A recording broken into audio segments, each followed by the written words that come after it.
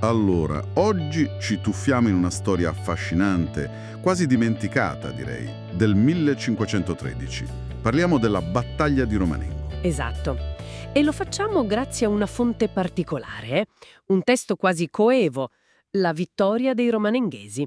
L'ha scritto Gian Giacomo Gabbiano. Un testo del 1550, quindi scritto qualche decennio dopo i fatti, ma comunque molto vicino. Proprio così. È un poema eroico. Qui lo usiamo in traduzione. Pensa che è dedicato a Giovanni Battista Affaitati. Ah, che all'epoca era conte di Romanengo. Questo già ci dice qualcosa. Certo, ci dice che lo scopo era, diciamo, celebrativo. Molto celebrativo. Ok. E il contesto storico? Era un periodo tranquillo. Ma che siamo in pieno conflitto.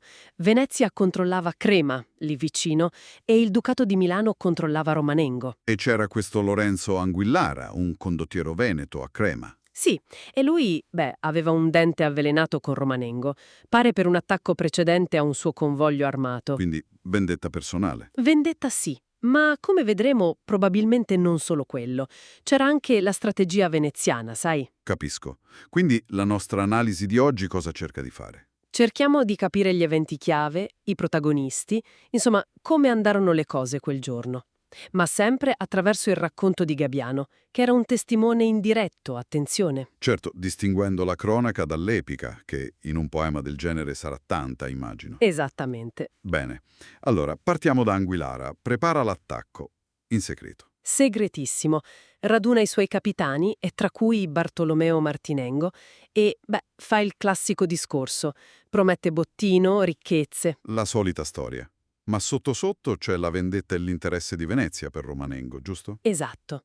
Romanengo era in una posizione strategica. E così, il 30 giugno 1513, Giorno di San Paolo, se non erro. proprio lui, le truppe venete piombano su Romanengo, a sorpresa, e chiedono la resa. E a Romanengo chi c'è a comandare? C'è Basiano Piatti, il commissario del Duca di Milano. E lui, rifiuta seccamente, non ci pensa nemmeno. Si preparano a difendersi. E qui la narrazione di Gabbiano si infiamma, immagino.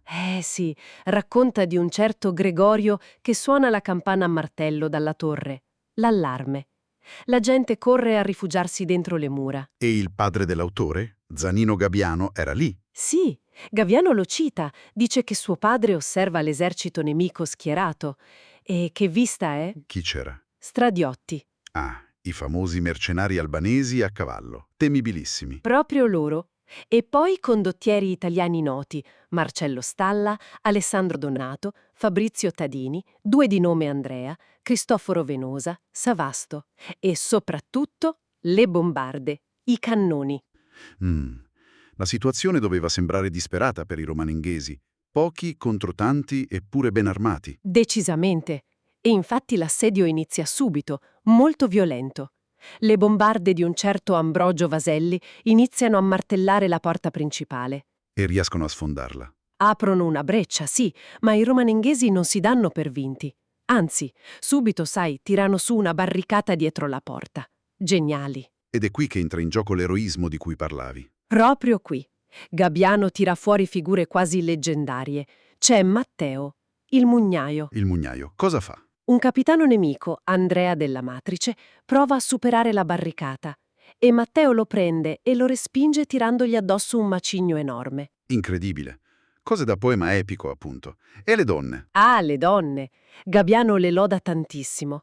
Dice che difendono le mura gettando di tutto, acqua bollente, olio, sassi. Stupiscono i nemici per il loro coraggio. Fa capire che la difesa fu totale. Certo, partecipavano tutti. E poi c'è Nabore di Fiesco, un altro personaggio interessante. Che ruolo ha?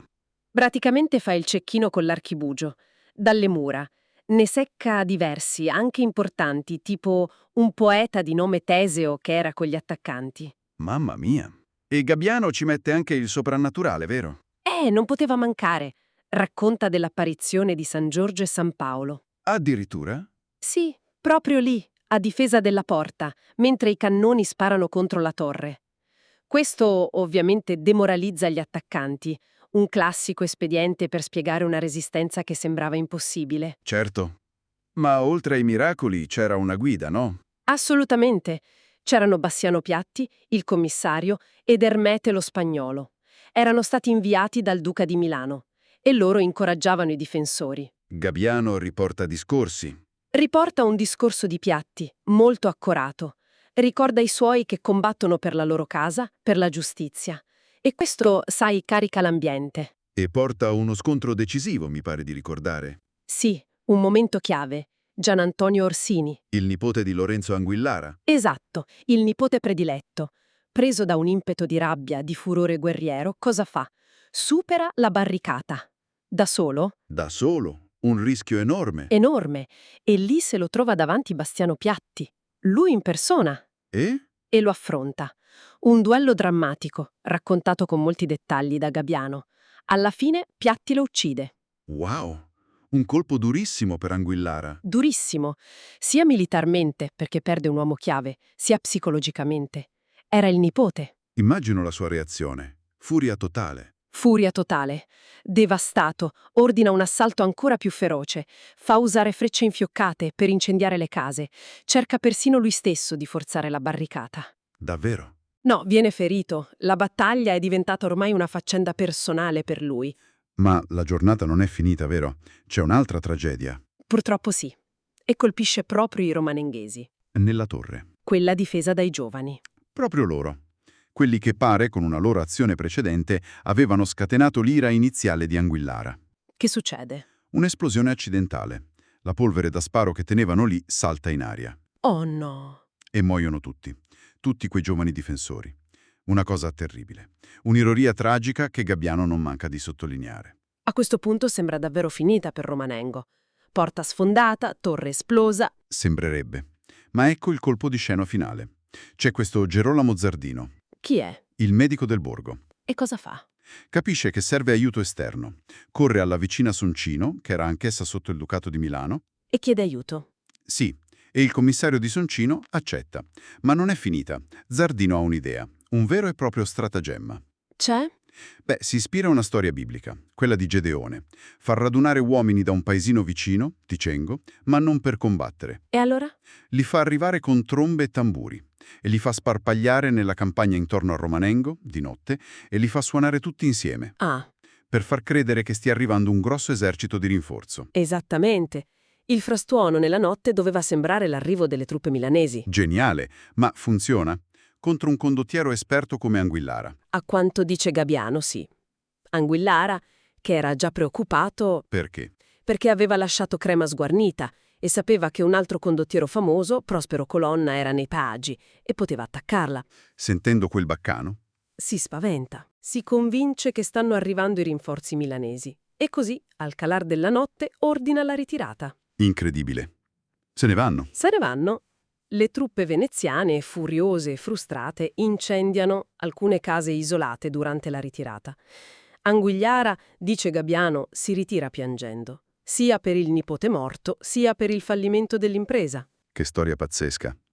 Quindi alla fine i romanenghesi e quelli di Soncino si riuniscono. Sì, spengono gli incendi, seppelliscono i morti, sia i loro che i nemici, e poi, ovviamente, ringraziano Dio e i santi. E per ricordare tutto questo? Viene istituita una festa annuale, proprio il giorno di San Paolo, il 30 giugno, per commemorare questa vittoria insperata. Tirando le somme, cosa ci dice questo poema? Beh, ci racconta di come una piccola fortezza, una piccola comunità sia riuscita a resistere a un esercito molto più grande. Grazie a cosa? Coraggio diffuso, certo, atti eroici individuali come Matteo, l'ingegno, pensa Zardino, e una leadership forte come quella di Piatti. Forse, per Gabbiano, anche un aiuto divino. Però non nasconde il costo umano. No, affatto. Sottolinea il prezzo altissimo, la morte di Orsini, quella terribile dei giovani nella torre. Non è solo una celebrazione trionfale. Dimostra davvero come la storia locale a volte nasconda racconti potentissimi. Di resilienza, di strategia improvvisata e di come le azioni dei singoli contino. Assolutamente. Il mugnaio, il medico, persone comuni che diventano eroi. E questo ci porta magari a un'ultima riflessione. Giusto. Gabbiano ovviamente celebra eroi specifici, quelli che si sono distinti, quelli con un nome. Ma quanti altri difensori anonimi hanno contribuito quel giorno? Uomini, donne, Già, non lo sapremo mai nel dettaglio. E poi l'altra domanda. Cosa ci racconterebbe una fonte diversa? Magari una cronaca veneziana, se esistesse. Come vedrebbero loro quella giornata? Al di là della celebrazione del vincitore che è inevitabile nel poema di Gabbiano, resterà sempre un punto interrogativo.